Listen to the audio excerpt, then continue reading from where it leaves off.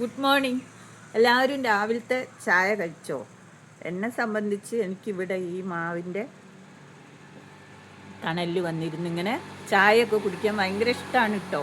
പക്ഷെ അതൊക്കെ എപ്പോഴാണ് കഴിയുന്നത്? അപ്പം നിങ്ങൾ വിചാരിക്കും അതിൻ്റെ മുമ്പ് ചായ ഉണ്ടായിരുന്നില്ലേന്ന്. ചായയൊക്കെ ഉണ്ടായിരുന്നു, പക്ഷേ സമയമാണ് ഇല്ലാതിരുന്നത്. അങ്ങനെ പറയാനും പറ്റില്ല എന്നാണ്. സമയം നമ്മൾ കണ്ടെത്തണം എന്നാണല്ലോ. പക്ഷെ എന്തായാലും നമുക്കൊരു ജോലി ഉണ്ടായാൽ അതിൻ്റേതായ ഒരുപാട് പ്രയാസങ്ങൾ ഉണ്ടാവുമല്ലോ. 21 ഞാൻ റിട്ടയർ ആയത്. അപ്പോൾ അതുവരെ ജീവിതം ഒരു ഓട്ടമായിരുന്നു. രാവിലെ എഴുന്നേറ്റ് വീട്ടിലെ ജോലികൾ, കുട്ടികൾ, അവരെ പഠിത്തം.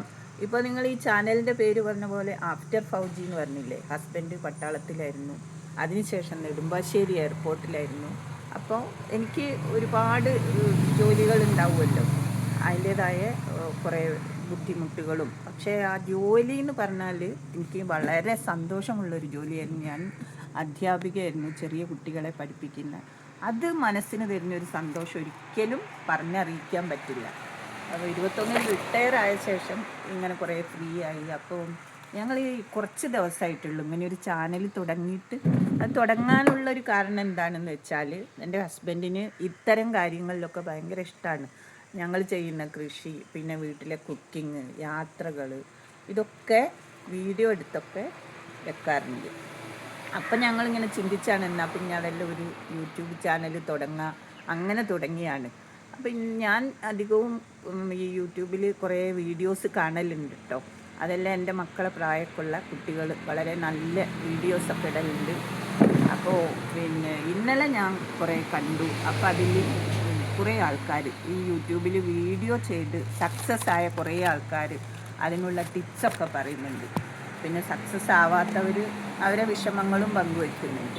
എനിക്കപ്പോൾ ആ കുട്ടികളോടൊക്കെ പറയാനുള്ള എന്താണെന്ന് വെച്ചാൽ, നിങ്ങൾ സക്സസ് ആവും, നിങ്ങൾ ചെയ്തുകൊണ്ടേയിരിക്കും. ഒന്നിലും മനസ്സ് മടുത്ത് പിന്നോട്ട് പോവരുത്. എല്ലാത്തിനും അതിൻ്റേതായ ഒരു സമയമുണ്ടെന്ന് നമ്മൾ പറയില്ലേ. അപ്പോൾ നിങ്ങൾ എന്തായാലും നിങ്ങൾ ചെയ്യുന്നത് തുടരുക. നമ്മളൊന്നും ചെയ്യാതെ ഞാൻ എവിടെ എത്തുന്നില്ലോ എന്ന് ചിന്തിക്കുന്നതിലും നല്ലതല്ലേ നമ്മൾ ചെയ്തുകൊണ്ടിരിക്കുക. നമുക്ക് എന്തായാലും അതിനൊരു ഫലം ഉണ്ടാവും. എത്ര ചെറിയ കാര്യമായാലും നമ്മളെടുക്കുന്ന എഫേർട്ട് വളരെ വലുതാണ്.